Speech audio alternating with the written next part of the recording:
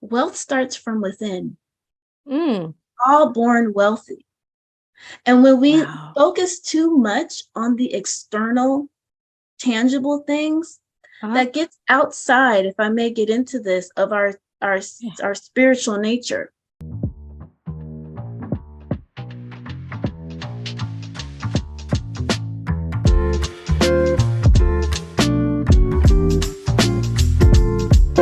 Hi, everybody. Welcome to the Her Business Elevated podcast. I have with me today a special guest.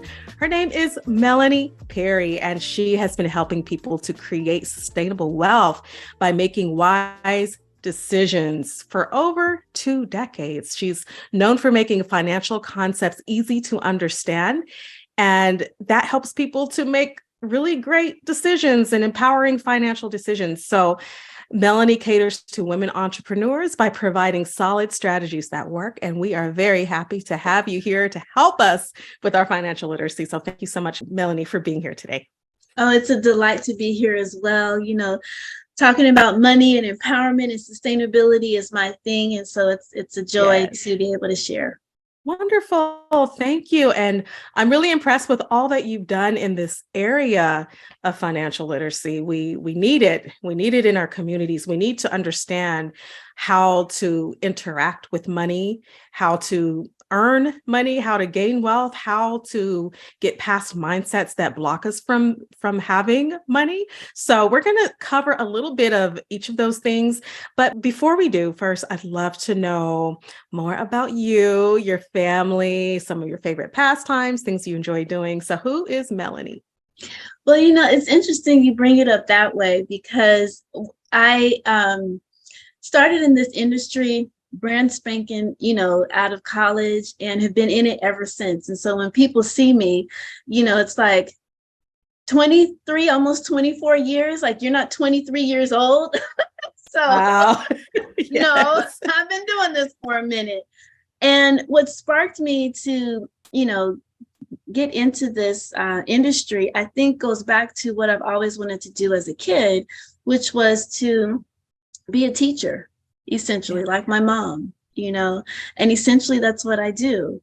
I educate little ones all the way up to the big ones, the adults, about money. And when I started in this industry, I just saw that there was a big gap in our education in our community. I had to explain in between the slides, like what things really meant, because there was already kind Right. of a step up, Yeah. in that.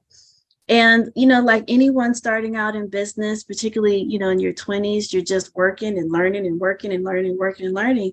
And I had to Mhm. develop a work-life, balance. I was like this, traveling all over LA County in the evening and working, in the office in the day, trying to meet appointments and all that. It got to be too much. And so I Mhm. began to recognize the need for me to exercise some self-care and not, have all these meetings in the evening. But I began to, over time, garden. Before gardening was a thing, gardening has been something that has given me harmony, balance, peace, an Wow. opportunity to connect with nature, to get grounded, Yeah. So that's one of my pastimes that I have learned Okay. to, enjoy. It's not work to me, Yeah. it's Wow. peaceful, experience. And then I know what I put into that soil. So I know what's being put into my body. So Yes. it works out to be, cleansing on many Yeah. ways, as well. So yeah. Beautiful.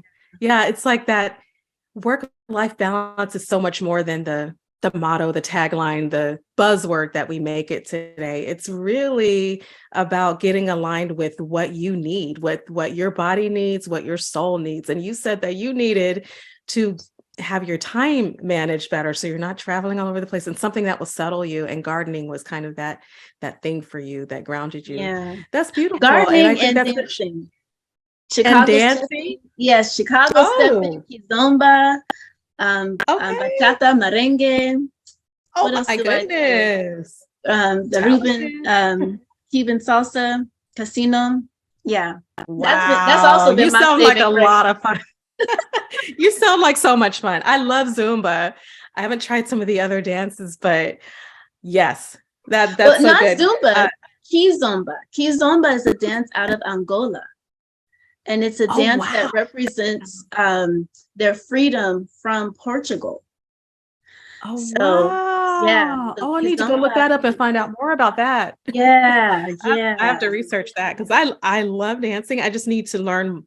I need to learn more dances and do more research on that. But that's awesome. Wow. I love that. You sound amazing. Okay, so tell us about like, so you told us kind of a little bit how you got into becoming a certified financial planner. Do you have any more you want to add to that kind of like what was the factor that really motivated you to just keep you going in those early days when you first got started with this?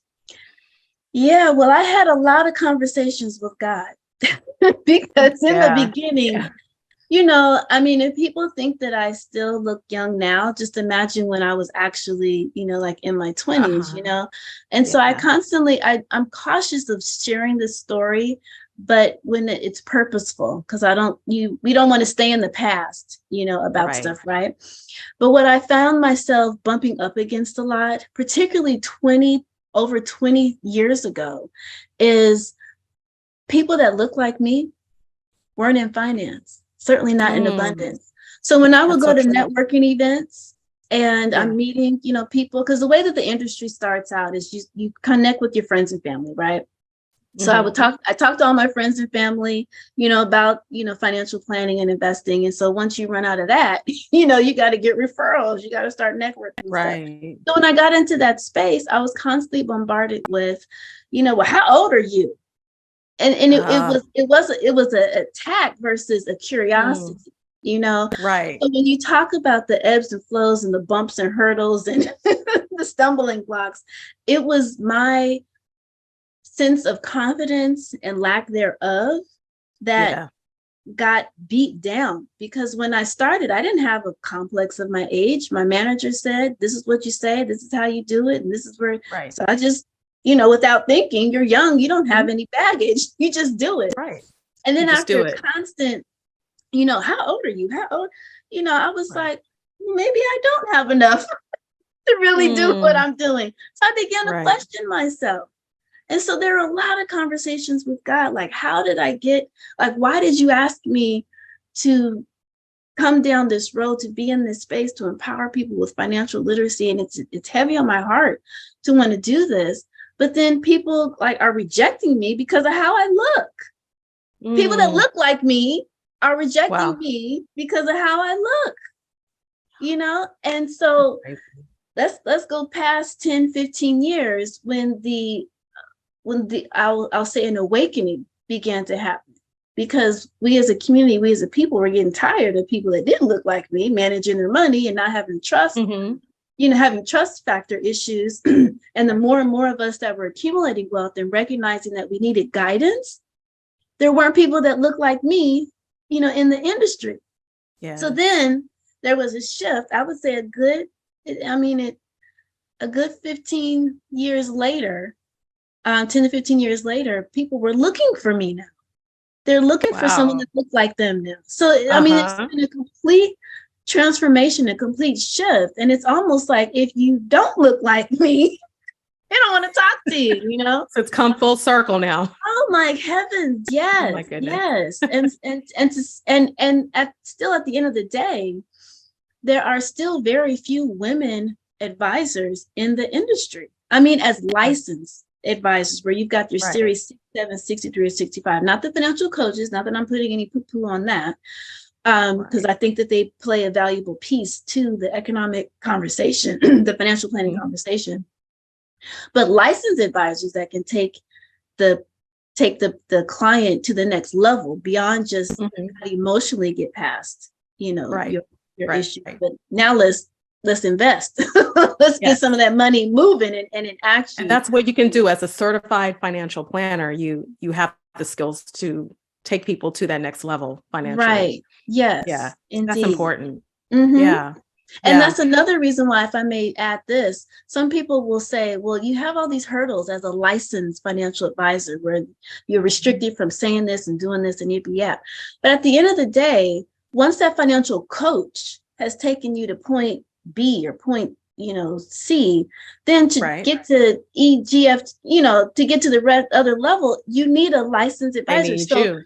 I Yeah. want to maintain my licenses, even though I have restrictions, because you still want to continue that journey with someone that looks like you, someone that can relate.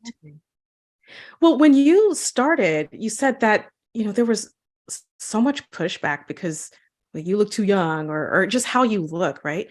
How did you stick with it all those years and just push and push against that mindset of maybe I'm not good enough, or maybe this is not for me, right? And you're still here today. Many years down the road, you're still here and you're doing the work 24. and people Yeah. need you. So what caused you, I don't know if it was intrinsic, if it was extrinsic, what caused you to keep going through all these years? Demetria, it has to do with your why. Yeah. Anyone that is pursuing something that is going to take them out of their comfort zone has to have a strong enough why to power through the muckety muck. If I Yeah. may be so sophisticated in saying, just the yucky stuff, because that Right. North Star, that higher calling, it has to be strong enough, because you're going to be faced with so many hurdles and obstacles that are going to make you question your Mm-hmm. competency, your capability. But as long Yep. as you are clear on what you're doing, you're committed to what you're doing. Mm. That doesn't mean that there's going to be times where you're tired, lazy, you don't feel Mm-hmm. like, doing it. Yeah. But those moments when you get that phone call from someone and they tell you how much of an influence you've been, and had they not talked to you, they wouldn't have accomplished securing a house, sending their kids to college, building up that Wow. savings, starting that business. It's been those phone calls of success that have Yeah. helped me to kind of pick me. And that, God sends you the right people at the right time. Yes. So when you lay it out on the floor, God will send you that text message, that email, that Yes. phone call that will Like, get get you back back. up, get back up. That's right. Yes. Yeah. And get Yeah. you back on track. So it's been Right. those moments, and as a spiritually grounded individual, I always am in tune and in alignment. So when things were looking kind of sour, because to be really transparent, it's kind of funny, as a financial planner, there were times when I was broke. Because That's the reality of it, right? you have to understand Yeah. that it's a business. And while I have the knowledge, the skills, the expertise, that doesn't mean at various junctures there was a sufficient amount of clients Right. to Right. to allow me to save, to allow me to build, to allow Yes. me to get to my financial goals. So I'm so glad you said that. that also made me feel what is it, the imposter syndrome. Yep. Absolutely. Yeah. Yeah. Yeah, so Yeah. to that particular point of that imposter syndrome, we were talking a little bit earlier about, the importance of mindset, you Mm-hmm. know, and so having a clear why, knowing, where's your north, Yeah. right? And as cliche as this might be, but keeping your eye on the prize, Yeah. is paramount. It's It paramount. really is. It is. Oh, I love this. I love this. And I love your transparency, because what you're saying resonates with so many people, including myself. So many people listening right now, like, I'm not always in that place where I want to be, where I'm able to help, or I don't have all of the necessities that I need to be able to deliver on the skill set that I have. Right. And so when we're in those places, there is a significant amount of imposter syndrome that bombards our Oh, yeah. minds, and it's all mentality, it's all mindset. But if we recognize that's what it is, we can begin to work on it. But if we don't recognize that's what it is, we can succumb to it and just give up and say, well, maybe it's not for me. And so Yeah. that's why watching you and people such as yourself, your journey and how you continued despite the odds, how you persevered, like that is such a powerful testimony to all the rest of us that are still trying to, do this, keep going and don't give up. So that's Hey, I'm beautiful. still on my journey. I haven't reached my pinnacle level Right. yet. We're all still, yeah, we're on the journey together. And I love that North Star picture of like just keeping your why in front of you. So you keep going. Now, I know that all of us are, we're all learning about financial literacy. We all are learning what to do with our money. Once we get our money, what do we do with it? Right. And I think that many women entrepreneurs, probably, well, I'm going to let you tell us what you think are the biggest struggles that women entrepreneurs have when it comes to managing money. Well, beyond mindset, we know Yeah. is critical. Right. I would say the next phase would be having a system.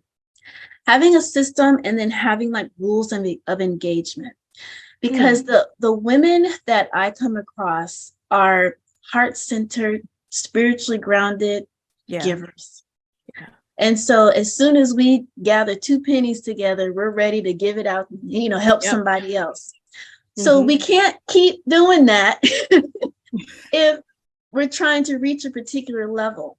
And so the idea of, accumulating sustainable wealth and being sustainable as it relates to our finances means that you have to have a purpose and a plan, and you have to have rules of engagement with your finances.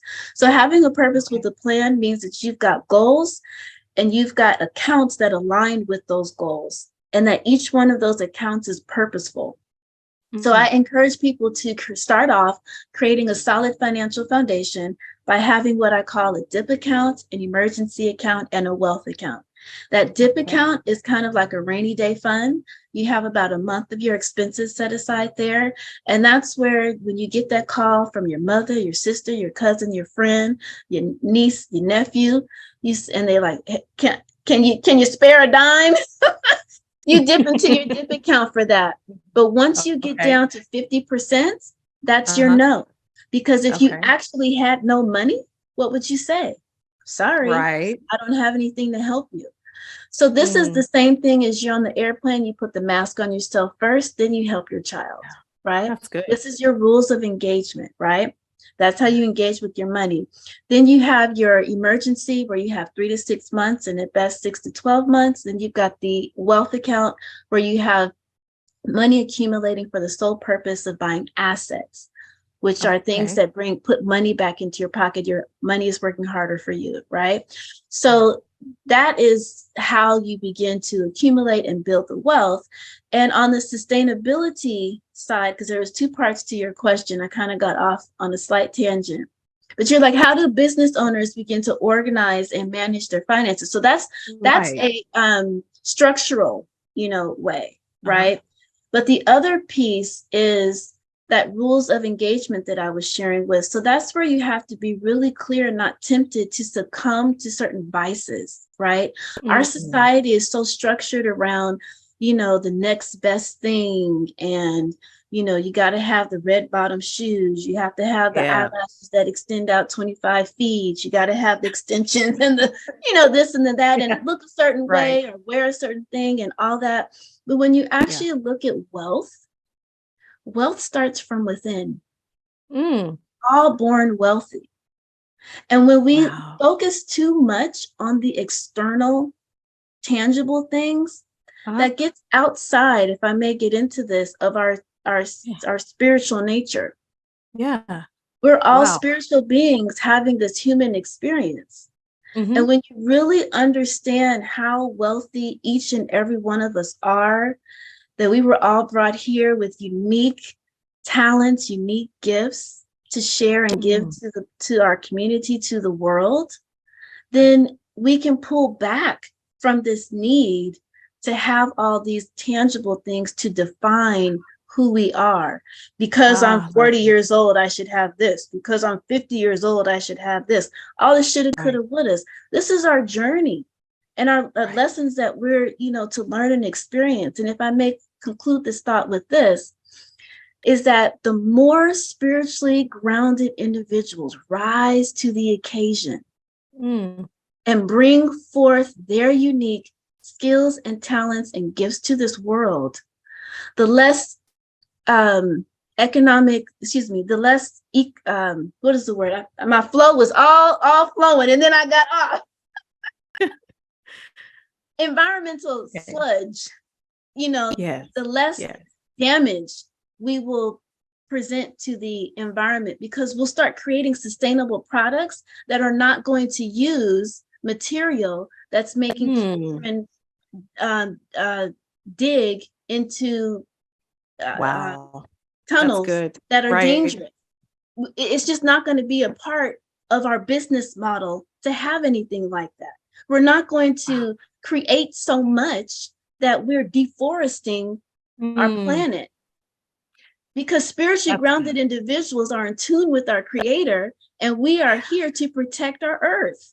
That's right. Oh, I love that. So we won't be doing that. So it's imperative that we rise to the occasion and don't let the imposter syndrome, don't let fear, if I get into entrepreneurship, I'm going to lose my benefits. Do you know you can create your own benefits just like the company created the benefits for you as an employee? That's so true. It's all mindset. It's how we've been wired to think and conditioned by society, by family, by family. A lot of times the mindsets are passed down. This is what we do. This is how we survive, right? It's a survival mindset. Yeah. But how a zillionaire survives, if I may cut in here, a zillionaire survives by purchasing income generating assets. When you are working in your 9 to 5 and you're witnessing all of the bureaucracy, all of the, there's a term I'm forgetting that African-American women are experiencing in the workplace. Prejudice. Let me just put it out like that. Okay. Yes. That sounds about right.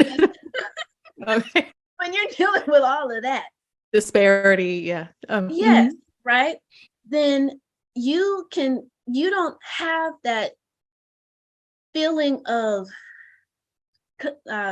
enslavement, essentially, because I got to get this paycheck because I got to pay my rent, I got to send my kids to school, I got to feed my kids. By you having income generating assets enough that sustains your lifestyle, then you can be like, you know what? I don't have to deal with all this. That is financial freedom. That's financial freedom. That's what people want, and just don't know how to get there, though. And I was going to ask you about budgets, because when we sometimes we think we're budgeting, right? This is what I need to put here aside for this, and it's the basic necessities, right? This is what I need for my rent. This is what I need for food, and we tend to box ourselves in and look at a budget as a restriction. So I want to know what your thoughts are about that. Yeah. So I don't often use the B word. Okay. But because it does bring about that mindset. And so another way to frame that, again, mindset, is a spending plan. It's a blueprint. I like that. That's another B word we can use, is a blueprint. Okay, blueprint. Right? Good. So your budget, your spending plan, your blueprint is how you plan to allocate the resources that you were endowed with, that you were provided with. It's stewardship. That's all it is. That's even better. I love that. Yeah. Stewardship. And we've been provided this opportunity to steward our resources.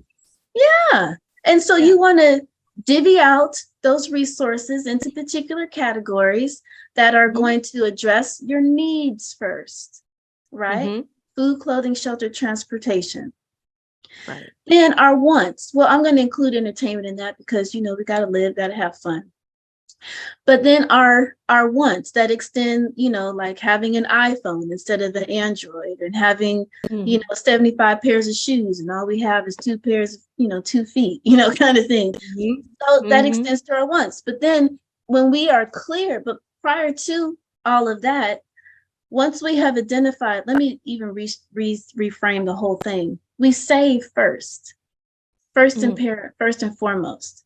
So you save that 10 to 20% first, then you address, which is a part of your needs, but then you're going to address your needs like the food, clothing, shelter, transportation. And then we take care of the wants. And that's the priority. That's how we need to focus. So, and you go on the internet, like we talked in the beginning, I've been doing this for 20 plus years. So all these names for budgets, have popped up because people got to brand the budget, this, that, and the other. Budget's a budget is a budget is a budget. Right. You can tap on any name you want to it, but it is what it is. Exactly. So in order to, I think what this is called, what people call this is a zero-based budget. So by starting with your savings first, well, you got to know, well, how much can you save, right? Well, that's when you take inventory. And we take inventory of our expenses without emotion. We take 10 minutes to look at our bank statements and our receipts, and we look through that and we go, okay, boom, boom, boom, boom, boom. Our expenses are in these various categories. Where am I out of whack? I kid you not, over the 20 plus years I've been doing this, almost 24, when people actually take a moment to address their expenses, 9.5 times out of 10 people experience relief. There's stress and tension all the way up to, but then when they actually peel back the layer, they're like, oh, it's just a couple areas that I'm a little out of whack in. It's not every, So they were intimidated of the entire process until the truth was revealed, and now they can relax because they know what their picture looks like. And it's not as wild as they thought. Right. I can count on one hand, one finger where, someone was like, oh my gosh, I'm all over everywhere. No, you're not. You're not. Wow. Usually. It's amazing. Yeah. So we can not be so restrictive in our mindsets about budgets, or like you say, a financial plan, or the other B word.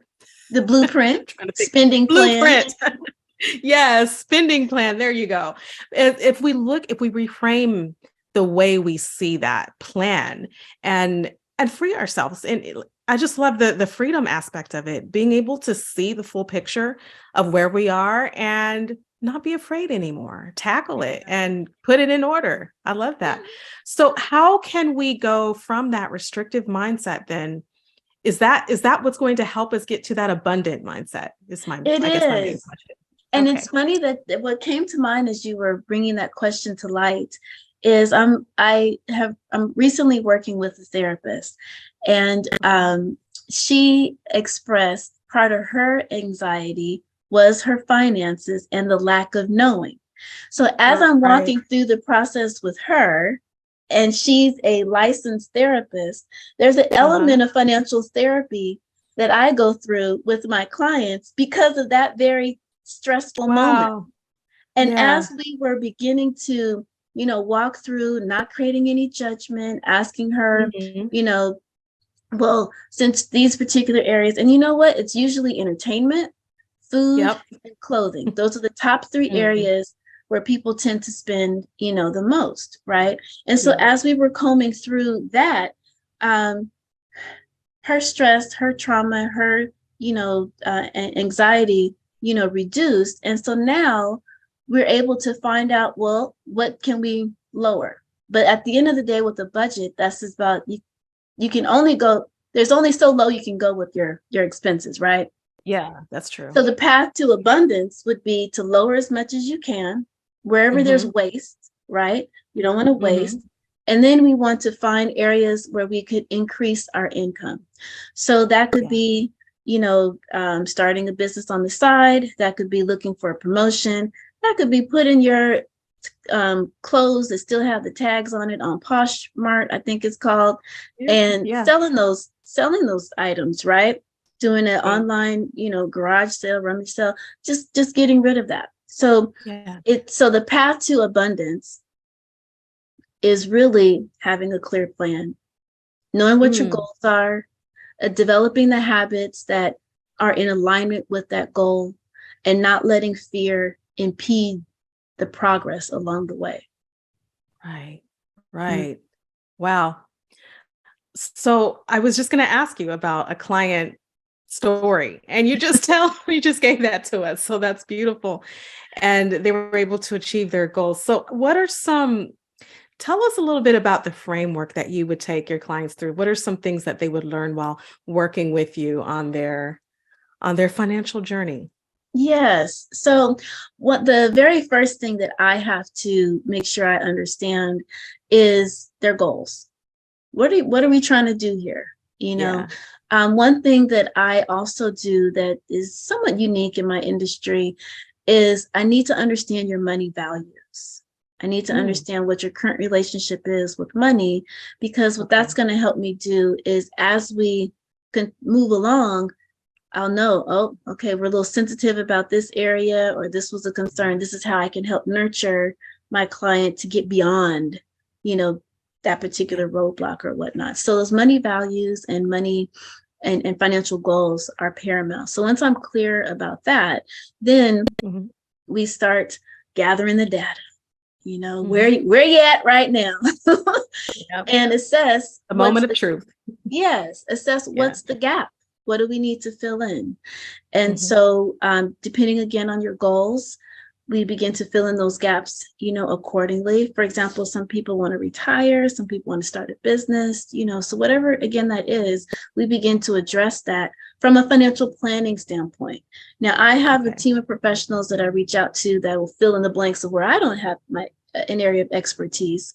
So Okay. I will know, okay, we're at this point. Let me refer you to a Yeah. tax planner or a business advisor or, Yeah. whatnot, and Wonderful. go from there.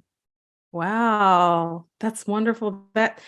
And so many entrepreneurs need that push, just like, okay, you can do this, but maybe you need some help, you know, and to know that it's so available, it's so accessible to them, to have someone who can understand and be non-judgmental, right? And just help them through the process and have the certification. Everything that you're offering is so needful. And so I appreciate what you're doing and what you're bringing to the table. And I know you have some products though, as well as your services, but you've got some books.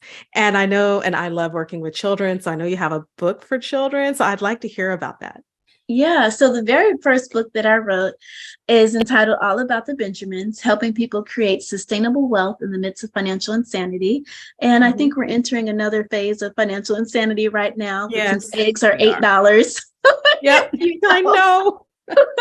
It's so crazy out there. so how to navigate your finances, but understanding money from a cultural and spiritual standpoint is what that book, Good. is about as well.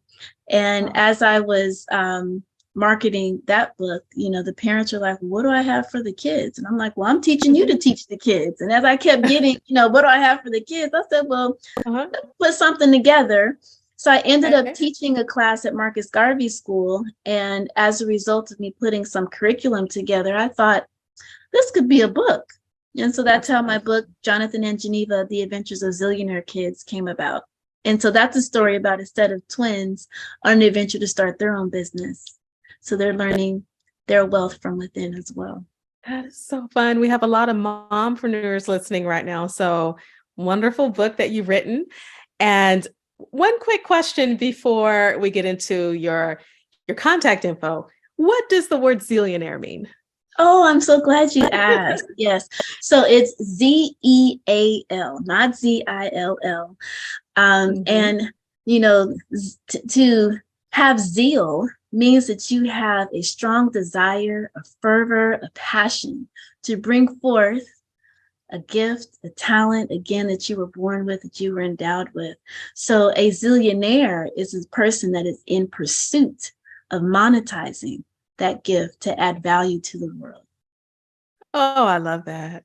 Oh my goodness, I love that. Okay. So that's going in the show notes. I was going to say I'm going to write it down, but I will definitely get that in the show notes because I just love that concept. Yes. Zillionaire. That's beautiful.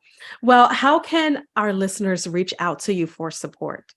Oh, indeed. Well, I'm all over social media. So you can find me on Okay. Instagram, Facebook, Twitter, and recently TikTok at Zillionaire. So that's ZEALLIONAIRE, as well as just my name, Melanie Denise Perry on Facebook.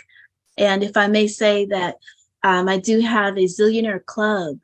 So for those Oh, entrepreneurs who are, looking for an environment of like-minded individuals that are in pursuit of monetizing their talent, but with integrity, they need to yes. join the club, Join the club, the reach out. Zillionaire Club. The Zillionaire Club. I love this. Okay, so Zillionaire Club and financial planning and coaching, consulting, and books with Melanie Perry. Thank you so much for being here today. We really appreciate your presence and all that you're doing. Thank you for having me, Demetria. It's been a pleasure, and thank you. You too.